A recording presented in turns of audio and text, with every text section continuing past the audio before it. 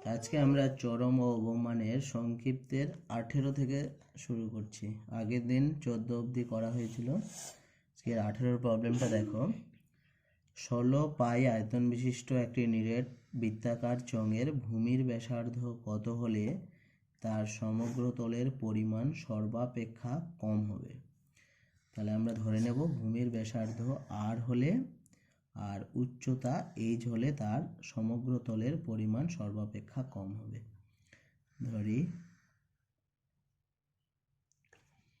নিরেট চঙের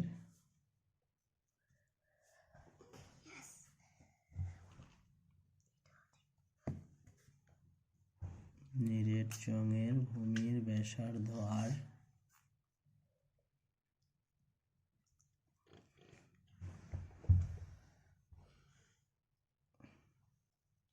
একক ও উচ্চতা h একক।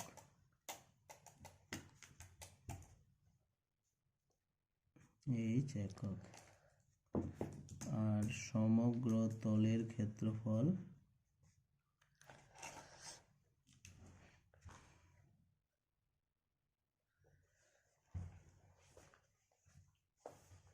s বর্গ একক।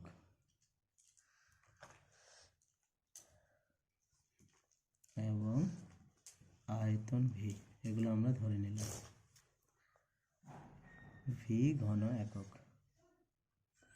তাহলে একটা নিরেট চঙের ভূমির ব্যাসার্ধ ধরা হলো r, উচ্চতা h, সমগ্র তলের ক্ষেত্রফল s বর্গ একক ও আয়তন v ঘন একক। তাহলে আমরা কি জানি? v ইকুয়াল টু, অতএব আমরা জানি v ইকুয়াল টু আয়তন কত হয়? পাই r স্কোয়ার h। এটা হয় আয়তন, এত ঘন একক। এবার আমাদের v এর মানটা দেওয়া আছে কত? 16 পাই। তাহলে এখান থেকে আমরা লিখতে পারি 16 পাই সমান পাই r স্কোয়ার h। এটা তাহলে পাই পাই কেটে যাচ্ছে উভয় পক্ষে। তাহলে h ইকুয়াল টু লেখা যায় 16 বাই r স্কোয়ার। h এর মানটা আমরা পেয়ে গেলাম। এবার আমাদের সমগ্র তলের ক্ষেত্রফলটা বার করব। তাহলে নিরেট চঙের সমগ্র তলের ক্ষেত্রফল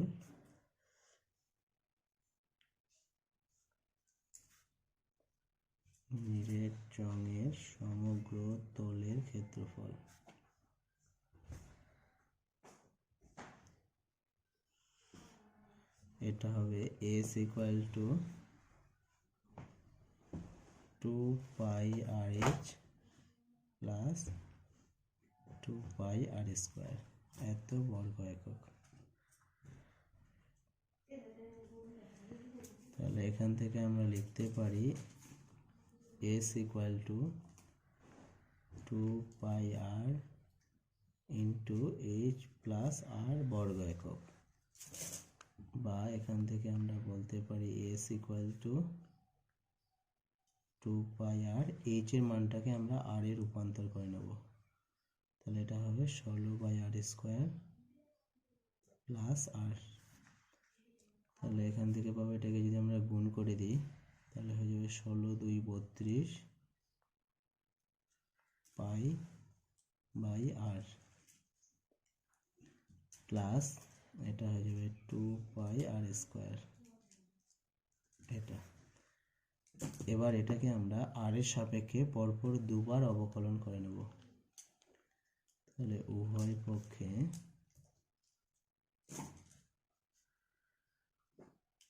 r এর সাপেক্ষে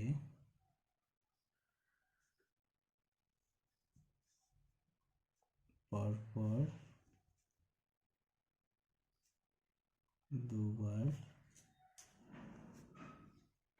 অবকলন করে পাই।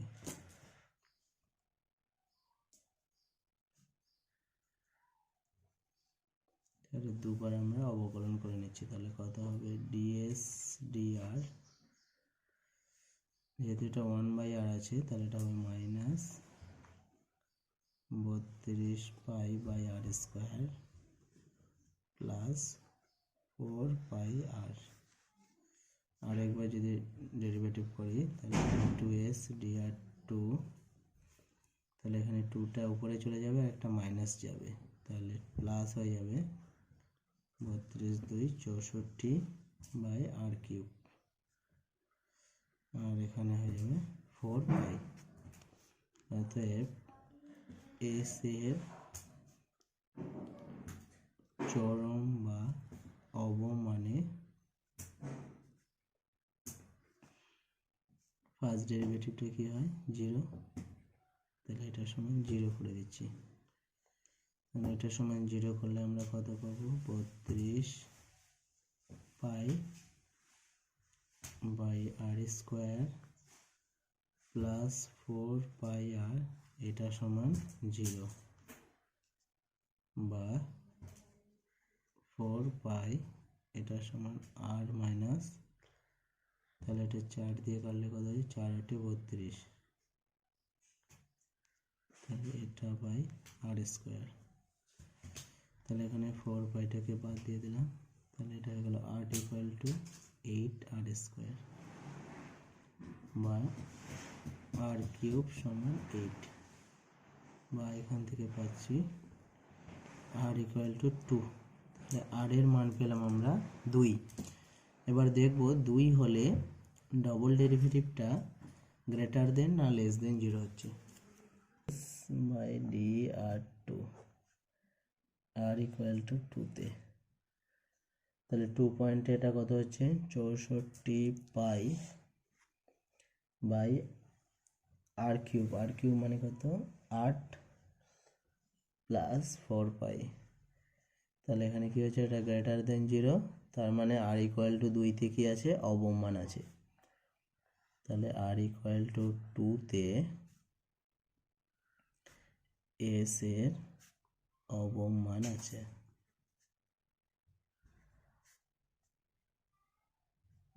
তাহলে আমাদের ব্যাসার্ধটা চেয়েছে, অতএব নির্ণেয় ব্যাসার্ধ আর ইকুয়াল টু 2, তাহলে নির্ণেয়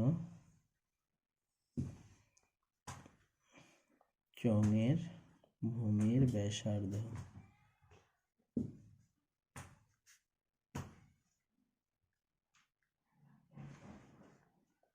ব্যাসার্ধ 2 একক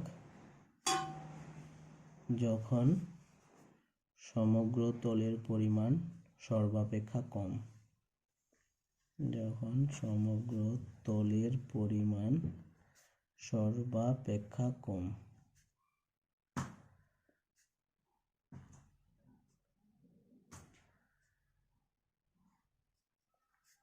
সর্বাপেক্ষা কম, তাহলে 18 নম্বর হয়ে গেল। 18 উপর চলে আসো 21। 21-এ এখানে আমাদের একটা অপেক্ষক দেওয়া আছে, আমরা ধরে নিলাম সেটা সমান এফ এক্স। তাহলে এফ এক্স ইকুয়াল টু দেওয়া আছে sign 3x minus 3 sine x, এটা দেওয়া আছে। তাহলে বলেছে অপেক্ষকটি 0, x 0 লেস এক্স লেস 2 পাই, তার মানে 0 থেকে 2 পাইয়ের মধ্যে এক্স এর মানগুলো কখন বৃহত্তম কখন ক্ষুদ্রতম হবে সেটা আমাদের দেখাতে হবে।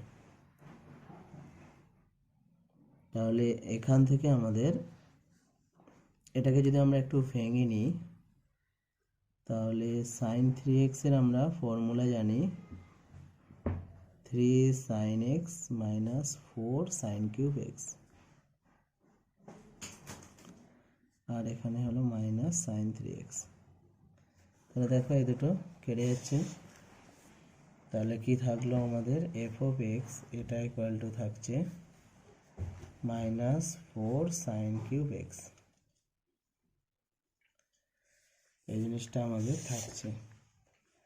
তাহলে এটাকে যদি আমরা পরপর দুবার ডেরিভেটিভ করি, তাহলে এক্স এর সাপেক্ষে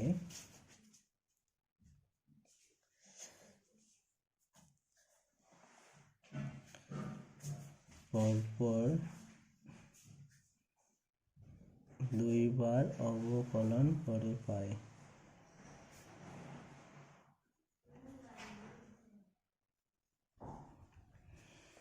তাহলে একবার ডেরিভেটিভ করলে হবে এফ ড্যাশ এক্স, তাহলে 3টা সামনে চলে আসবে, 3 4 12 আর এখানে হয়ে যাবে সাইন স্কোয়ার এক্স, আর সাইন এক্সের ডেরিভেটিভ হবে cos x.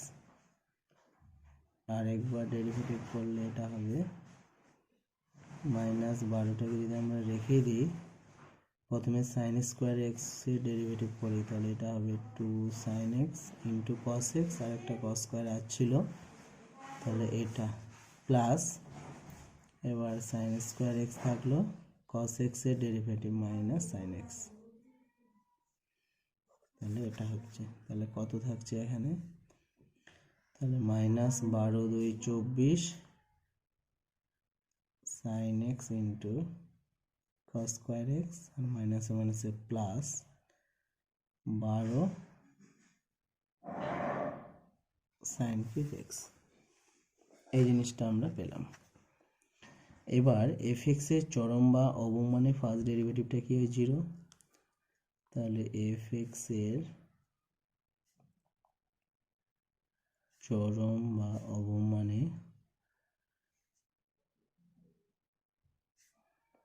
F dash x, এটা ইকুয়াল টু 0 হয়, তাহলে এখান থেকে পাবো 12 sine square x into cos x, এটা সমান 0। তাহলে এখান থেকে আমরা বলতে পারি হয় সাইন এক্স ইকুয়াল টু 0 অথবা কস এক্স ইকুয়াল টু 0। তাহলে এখান থেকে বলা যেতে পারে হয় সাইন এক্স এটা ইকুয়াল টু 0 অথবা cos x এটা ইকুয়াল টু 0। তাহলে এখান থেকে পাবো বা সাইন এক্স এটা ইকুয়াল টু হয়ে যাবে 0। তাহলে এখান থেকে লেখা যেতে পারে x ইকুয়াল টু n পাই। তার মানে সলিউশনগুলো কি হবে 0 প্লাস মাইনাস পাই প্লাস মাইনাস 2 পাই, এরকম করে চলতে থাকবে। আর এখান থেকে পাবো cos x এটা যদি 0 হয়, তাহলে এখান থেকে লেখা যেতে পারে x equal to 2n plus 1 into pi by 2, এটা। তাহলে দেখো আমাদের এক্সের যে মানগুলো বলেছিল সেগুলো 0 থেকে বড় আর 2 পাই থেকে ছোট। তাহলে এখান থেকে আমরা কোন কোন মানগুলো নেব, অতএব এক্স ইকুয়াল টু আমরা নিতে পারবো শুধুমাত্র প্লাস পাই, কারণ 0 থেকে বড়, তাহলে এটা মান নেওয়া যাবে না, মাইনাসগুলো তো হবেই না, 2 পাই হবে না, তাহলে এখান থেকে একটাই মান পাচ্ছি এক্স ইকুয়াল টু পাই। আর এখান থেকে পেতে পারি যদি 0 বসাই, তাহলে এখান থেকে পাবো পাই বাই 2, আর যদি 1 বসাই তাহলে 3 পাই বাই 2, দুটো মান পাবো। এবার আমরা দেখব এই ভ্যালুগুলোতে কোনটাতে ডাবল ডেরিভেটিভটা গ্রেটার দেন হচ্ছে। তাহলে প্রথমে আমরা বসাবো F dash pi by 2, F double dash pi by 2, তাহলে এখান থেকে হচ্ছে -24।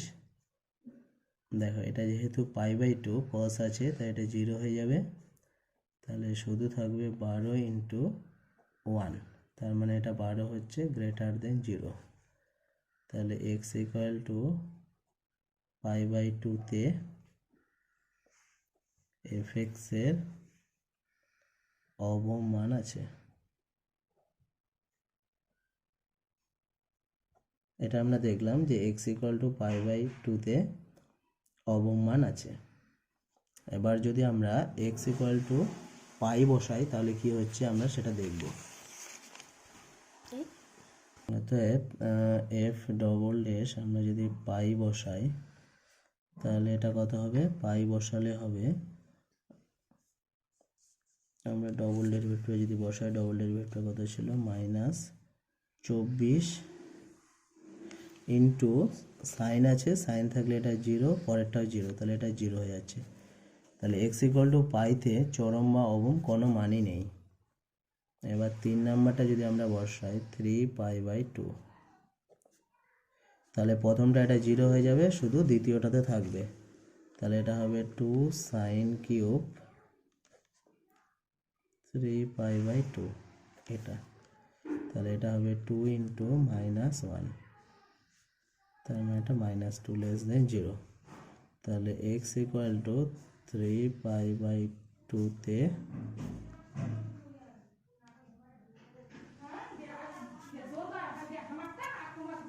চরম মান আছে। তাহলে এতে চরম মান আছে।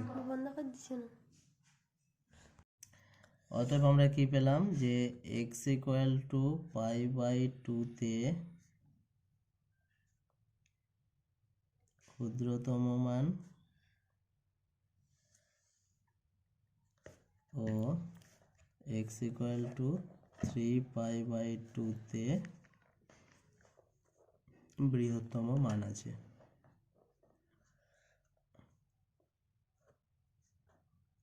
বৃহত্তম মান আছে। তাহলে এটা হয়ে গেল।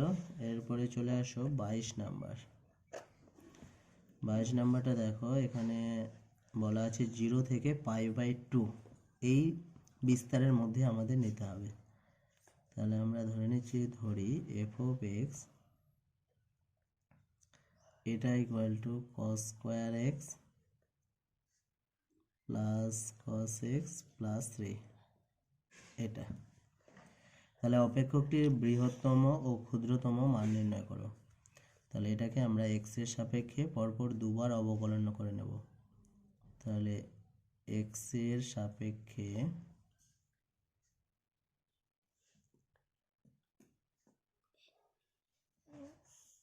পরপর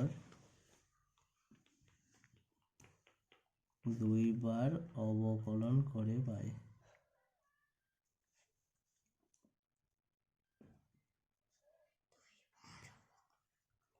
তাহলে দুবার অবকলন করলে কি হবে, প্রথমবার করলে হবে f ড্যাশ x এটা সমান 2 cos x, আর cos x এর ডেরিভেটিভ হচ্ছে মাইনাস sin x, তাহলে একটা সামনে মাইনাস হয়ে যাবে, আর এটা হবে মাইনাস sin x।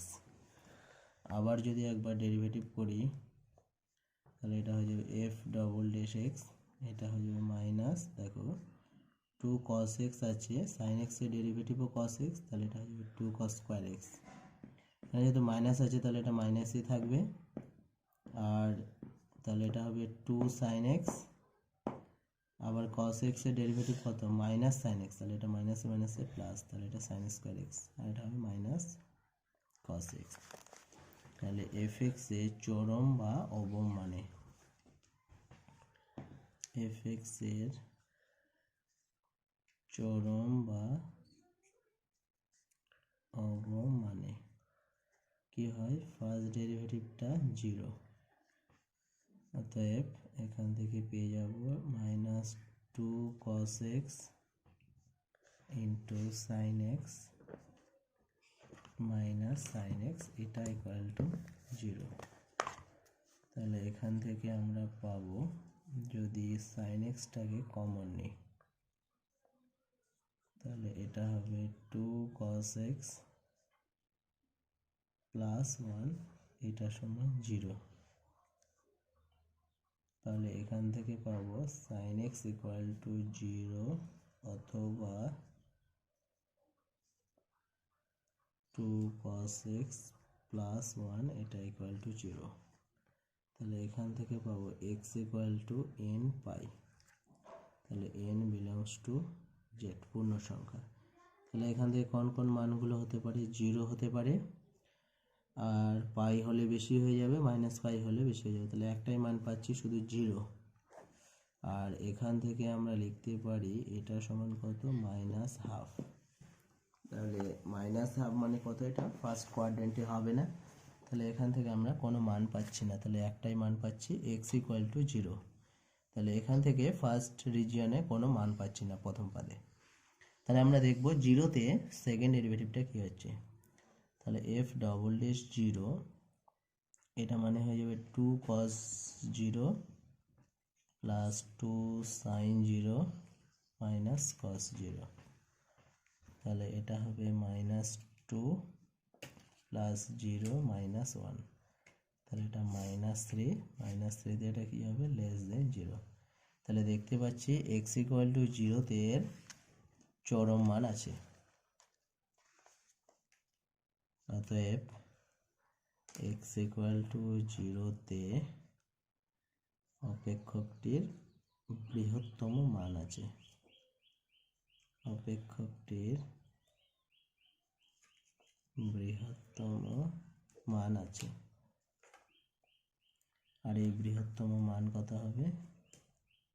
বৃহত্তম মান হবে f অফ 0।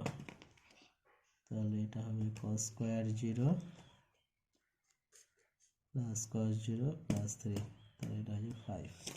তাহলে বৃহত্তম মানটা কত? 5। তাহলে এই অপেক্ষকটার বৃহত্তম মান হলো 5 আর এর কোনো ক্ষুদ্রতম মান নেই।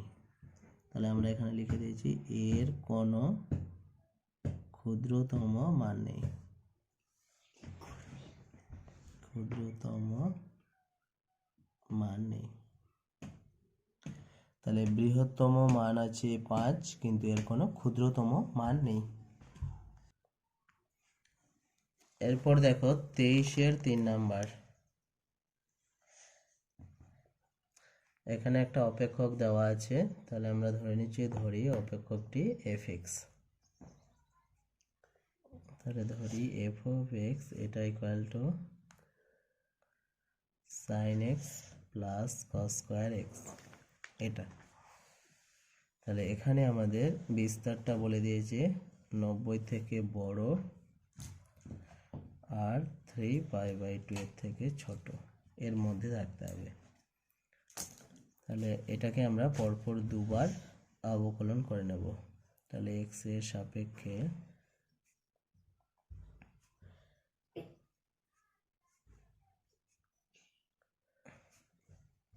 পরপর দুইবার অবকলন করে পাই।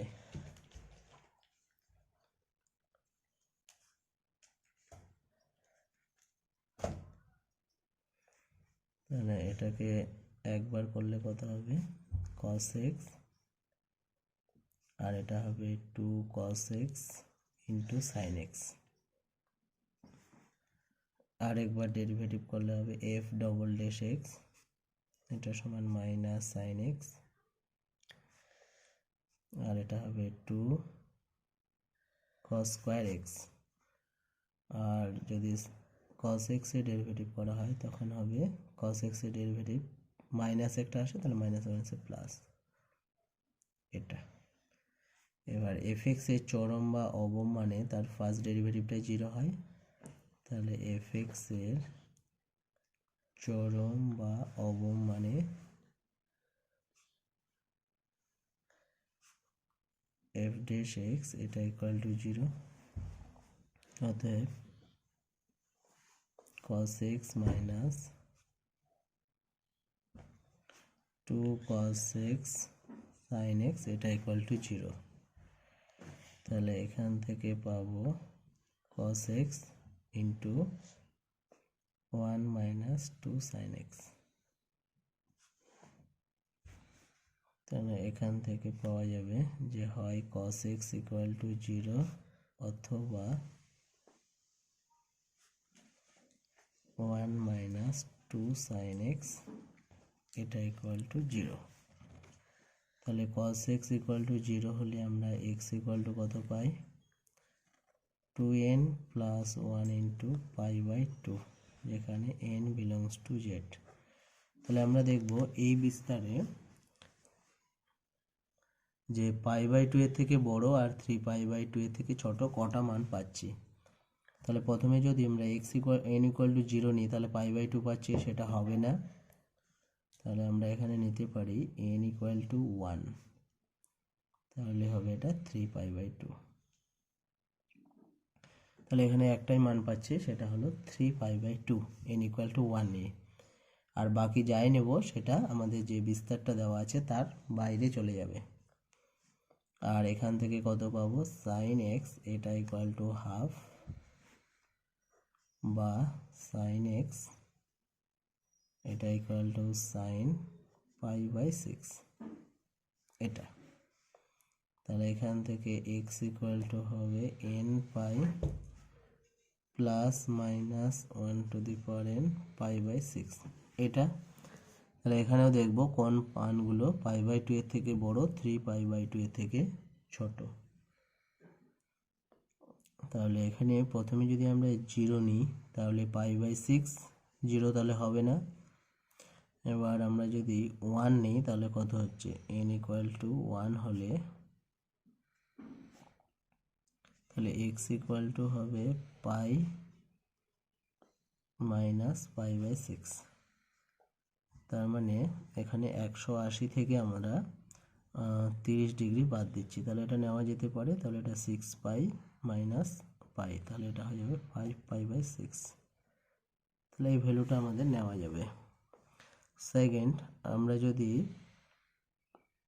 n = 2 বসাই তাহলে 2π হয়ে যাচ্ছে, বেশি হয়ে যাচ্ছে, সেটা হবে না। আর -1 বসালেও সেটাকে নেওয়া যাবে না। তাহলে বাকি সব ভ্যালুগুলো আমাদের বাইরে চলে যাচ্ছে। তাহলে দুটো মান পেলাম, একটা x = 3π/2 আর একটা 5π/2। এবার আমরা দুটোতে ডবল ডেরিভেটিভটা চেক করব। তাহলে এটা হয়ে যাবে 3π/2তে যদি প্রথমে চেক করি তাহলে এটা হয়ে গেল sin 3π/2 - 2 cos square 3π/2 plus 2 sin square 3π/2। তাহলে এটাকে আমরা কত লিখতে পারি, sin 3π মানে কত হয়, পাই প্লাস π/2, তাহলে পাই প্লাস π/2 মানে সেকেন্ড পাদে, তাহলে এটা হয়ে যাবে sin π/2, কিন্তু সেকেন্ড পাদে সাইনটা হয়ে যাচ্ছে পাই প্লাস π/2, তার মানে এটা থার্ড কোয়াড্রেন্টে চলে যাচ্ছে। তাহলে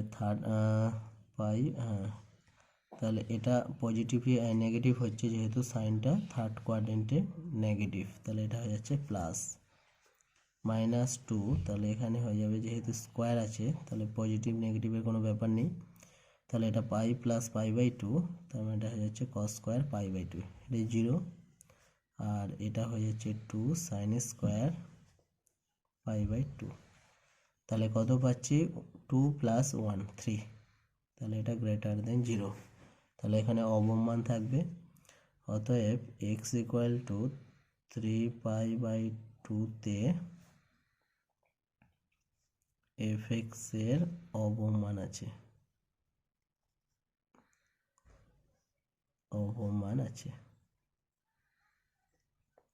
আর অবমানটা কত হবে, তাহলে নির্ণেয় অবমান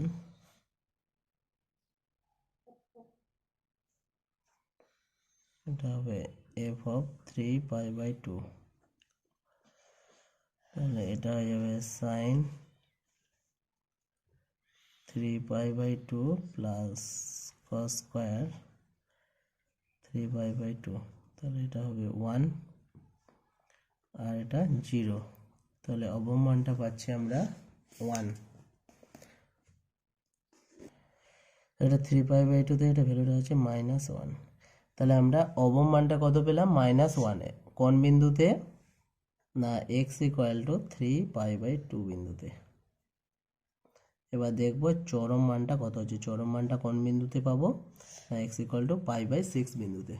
যদি আমরা 5π/4তে চেক করি তাহলে সেখানে ডবল ডেরিভেটিভটা কত হচ্ছে সেটা একটু চেক করে নেব। তাহলে 5π/4 ভ্যালুতে ডবল ডেরিভেটিভটা আমরা চেক করছি, তাহলে এটা বসিয়ে দিলাম। তাহলে এটাকে ভাঙলে কত হচ্ছে, পাই মাইনাস π/6, সরি এটা 4 না, এটা 6। তাহলে এটা 5π/6, তাহলে এটা পাই মাইনাস π/6, তার মানে এটা কোন পাদে আছে, সেকেন্ড পাদে। সেকেন্ড পাদে সাইনটা হচ্ছে পজিটিভ, তাহলে এটা হয়ে যাবে sin π/6 -2। এটা যেহেতু স্কোয়ার আছে তাহলে কোনো সমস্যা নেই, আমরা ডাইরেক্ট লিখতে পারবো cos square π/6। এখানেও স্কোয়ার আছে, তাহলে আমরা ডাইরেক্ট লিখে দিচ্ছি sin square π/6। তাহলে sin π/6 এর ভ্যালু কত, হাফ, তাহলে এটা হলো হাফ।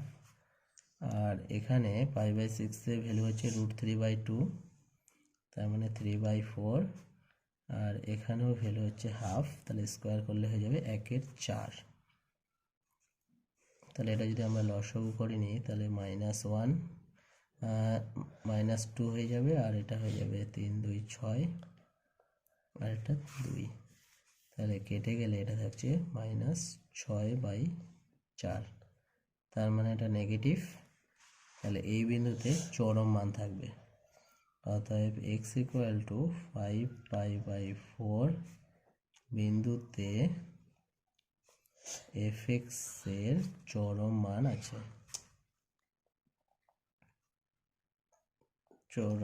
আছে, তাহলে নির্ণেয় চরম মান।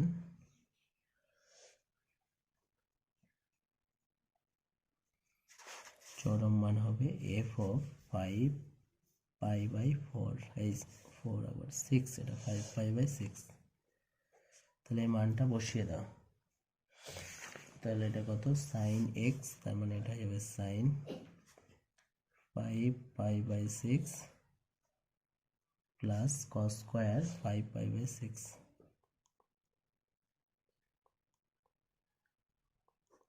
এটা তাহলে এটাকে ভাঙলে কত হবে sin π - π/6 প্লাস cos স্কয়ার π - π/6, তাহলে এটা হয়ে যাবে sin π/6 প্লাস cos স্কয়ার π/6। তাহলে এর ভ্যালু হাফ আর এর ভ্যালু হয়ে যাবে 3/4। তাহলে এটা লসাগু করলে হবে 4, তাহলে 2 + 3, তার মানে এটা হয়ে যাবে 5π/4।